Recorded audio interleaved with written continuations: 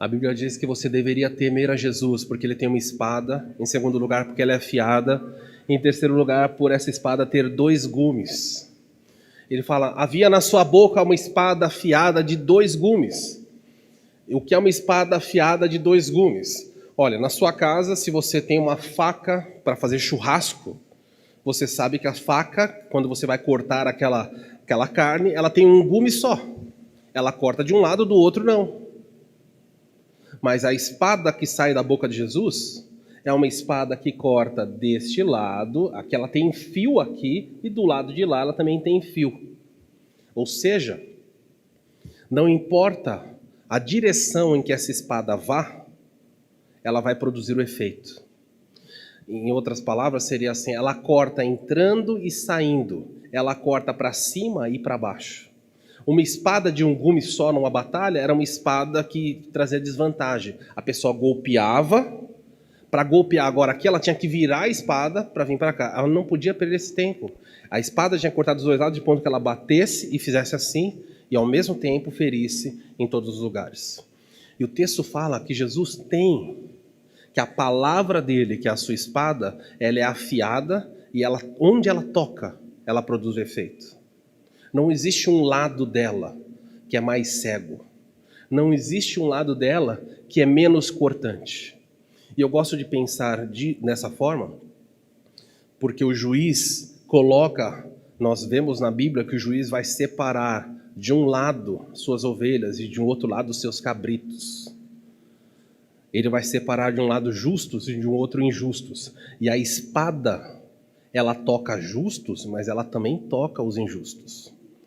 Você não deve olhar para Cristo e falar, peraí, não, Jesus só lida com os incrédulos. Não, ele lida com a igreja também. Isso é muito importante.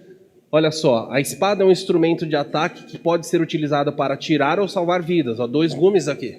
Tirar e salvar vidas. Crentes e incrédulos.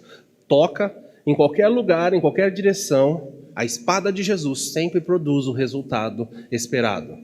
Olha só, ela atinge inimigos e atinge também servos. Olha o que a Bíblia diz em Apocalipse 2 mesmo, que é um texto, está imediatamente aqui na sequência, nós vamos entrar no capítulo 2. Jesus agora está falando com uma igreja, olha o que ele diz para a igreja.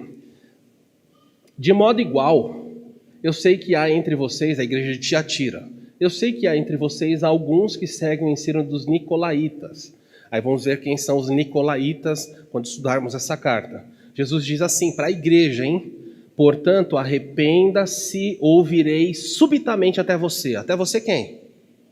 A igreja. E lutarei contra eles com o quê? Ele está ameaçando a igreja, dizendo assim, se vocês não se arrependerem, saibam, eu virei subitamente, repentinamente, contra esta igreja. Contra quem? Contra pessoas da igreja que estão seguindo uma doutrina falsa. E eu vou pelejar contra eles, com a espada que sai da minha boca. Viu como ele está aplicando o que ele acabou de falar? Ele está dizendo para a igreja, vocês deveriam ter medo, porque eu virei contra vocês. Mas Jesus vem contra a igreja? Jesus também vem contra a igreja. E ele pode ir contra a sua vida. Se ele olhar para a sua vida e perceber que você não está, ele dá a chance do arrependimento. Não quero me arrepender? Então ele fala assim, eu tenho uma espada. E essa espada vai tocar a sua vida. E você não tem como se defender do que eu vou dizer para você. E nesta igreja isso é muito, muito crucial. Ele fala e toca, um dos gumes toca o seu povo. Mas existe um outro gume, em Tessalonicenses 2, olha o que ele diz.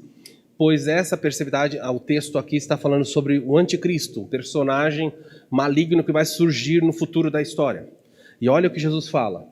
Pois essa perversidade já opera secretamente. Embora o anticristo não tenha surgido, o poder,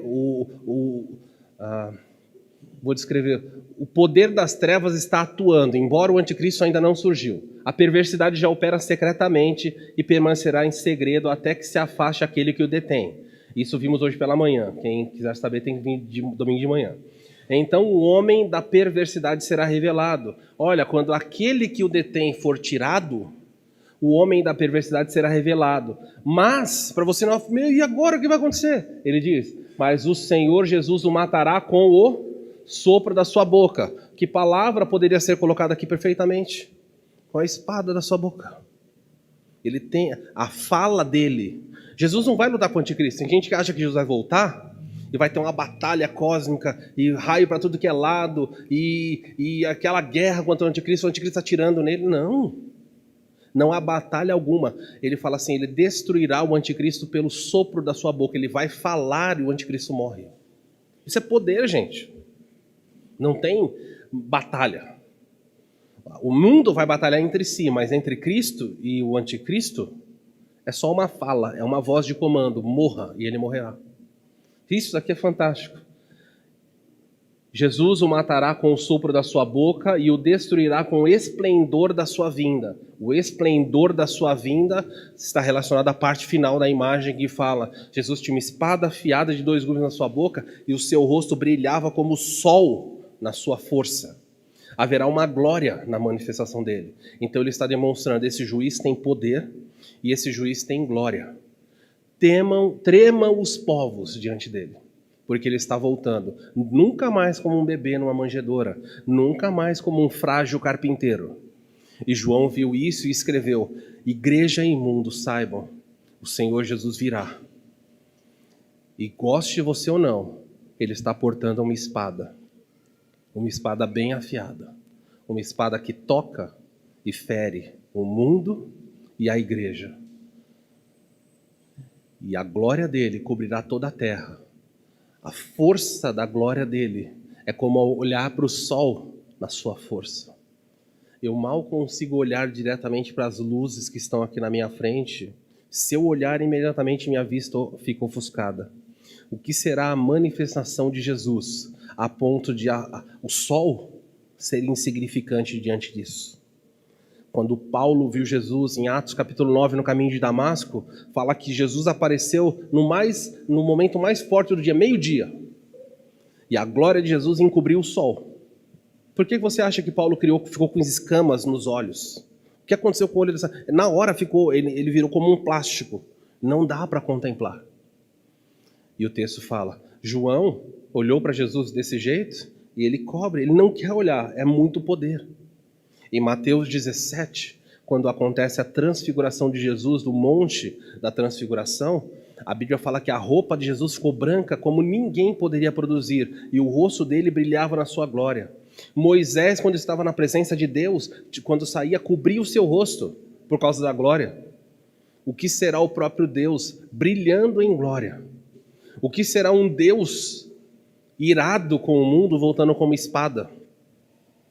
E você tem que saber se você encontrará com o seu Senhor ou o seu executor.